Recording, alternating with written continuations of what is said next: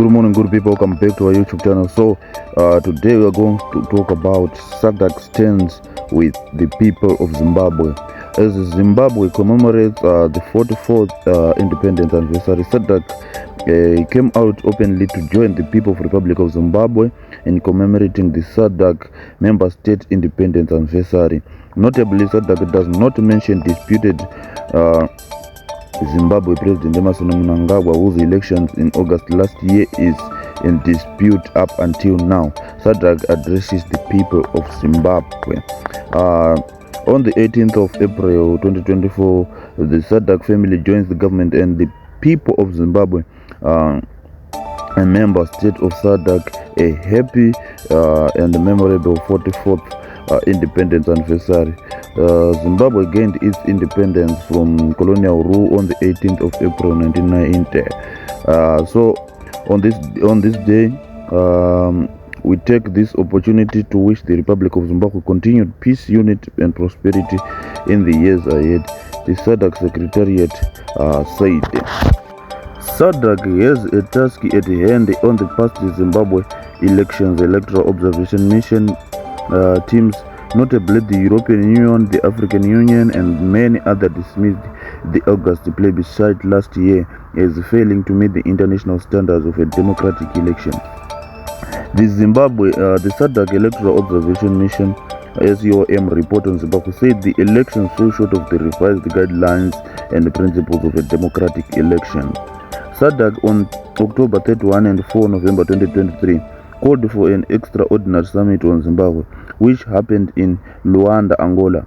At this summit, SADC received and adopted its SEOM report on Zimbabwe elections as recommended by the SADC organ on defense politics and security cooperation, the SADC Troika organ.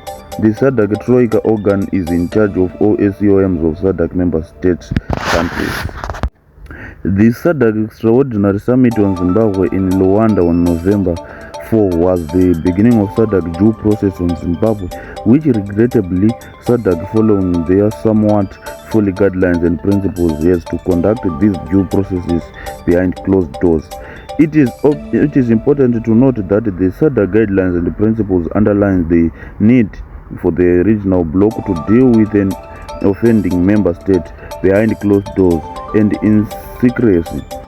This has been agonizing for the people of Zimbabwe, who have been left wondering if SADC has thrown its SEOM report on Zimbabwe elections into the dustbin, as the regional bloc has not yet come out publicly to review what they have done so far with their SEOM report on Zimbabwe. We felt this was unfair and undemocratic on the people of Zimbabwe and stepped in. Why should the people of Zimbabwe keep guessing on what's happening with their SADC SEOM report on Zimbabwe elections? Luckily, we have our SADC sources who have been forthcoming on Zimbabwe, but then this is not what the people of Zimbabwe want. The people of Zimbabwe deserve to know from SADC itself what the regional bloc is doing with the SEOM report on Zimbabwe elections. The people of Zimbabwe and indeed the whole world deserve to know from SADC itself the situation as it stands on the past flawed Zimbabwe elections.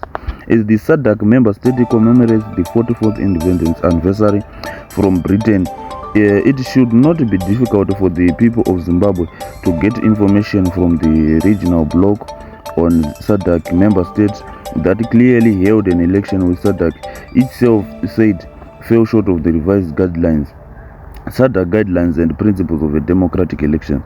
The principles of democrats must be cultivated into member states by SADC. Some of these democratic principles include the right to information for the people in SADC member states, and the people of Zimbabwe have been left behind and could be right to question SADC democratic principles. Yes, so the people of Zimbabwe really deserve to know what's going on by SADC. SADC should address the people of Zimbabwe because they deserve to know what's going on about their country, about the elections they voted, they participated in. So yes, that is it. Tell us what you think in the comment section. Don't forget to like, don't forget to subscribe. See you on the next video.